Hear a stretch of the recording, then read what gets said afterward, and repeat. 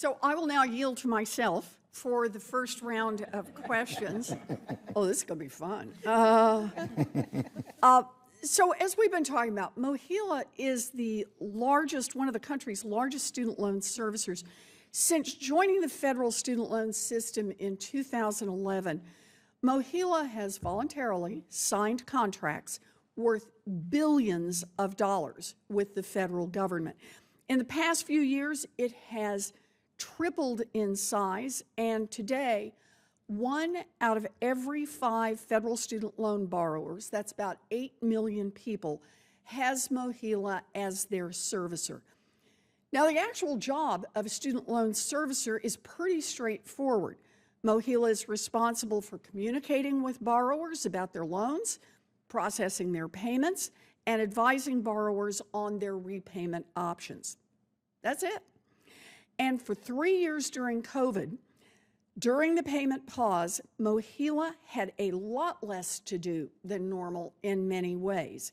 Even so, the federal government faithfully paid Mohela throughout the pause, sending them hundreds of millions of dollars so that when the payments came back online, Mohela would be ready to do its job and process those payments and advise those borrowers accurately. Ms. Yu, let's start with the sending out bills. That's how borrowers restart their payments. As we approached the restart last October, did Mohela send billing statements to its borrowers on time? No, Mohela failed to send billing statements to 2.5 million borrowers. Okay, so they didn't even get them out the door on time for 2.5 million people.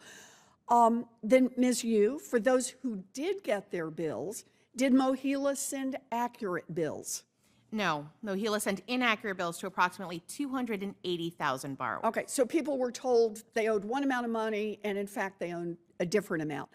So after years of collecting money during the payment pause and plenty of time to get ready and countless warnings from the Department of Education, from advocates, and from members of Congress, Mohela failed to do its most basic job. Messing up these loans mattered. People struggled with budgeting and other financial commitments, and according to the Department of Education, 800,000 of Mohela's borrowers became delinquent on their loans because of the company's mistakes. Now, when a loan servicer messes up, the borrower picks up the phone and calls to try to get those problems fixed. These are not problems that can just automatically be fixed online. So how did that work out?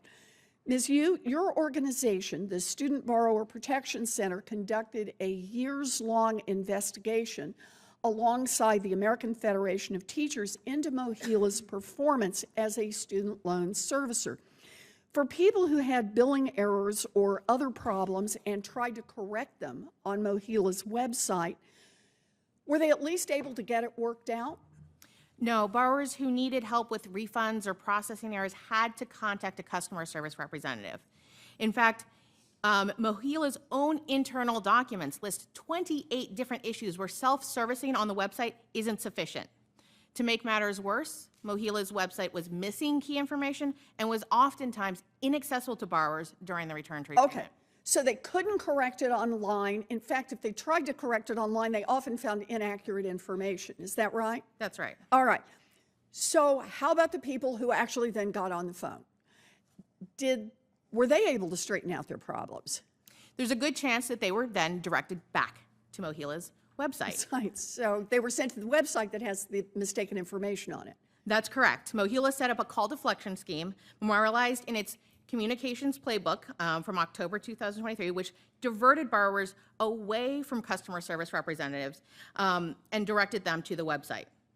Mohela even tried to prevent borrowers from contacting Mohela in the first place by requesting that FSA not include their contact information on key pieces of information.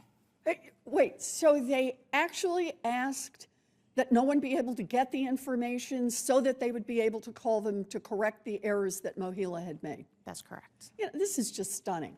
I just want to summarize what we've got here. Mohela made errors in millions of borrowers' accounts, then actively worked to prevent borrowers from getting the help they needed by trapping them in these endless loops. Mohela even had a name for it. It was called call deflection. An internal email revealed by SBPC and AFT's report. I found this in your report. It shows that even Mohela's general counsel worried that the public might find this just a little bit shady. No kidding. The federal government paid Mohela millions of dollars so it would be ready to help people make payments once the payment pause ended. Mohela messed that up for millions of borrowers and then intentionally tried to dodge the calls that it would take to straighten it out. Shame on them.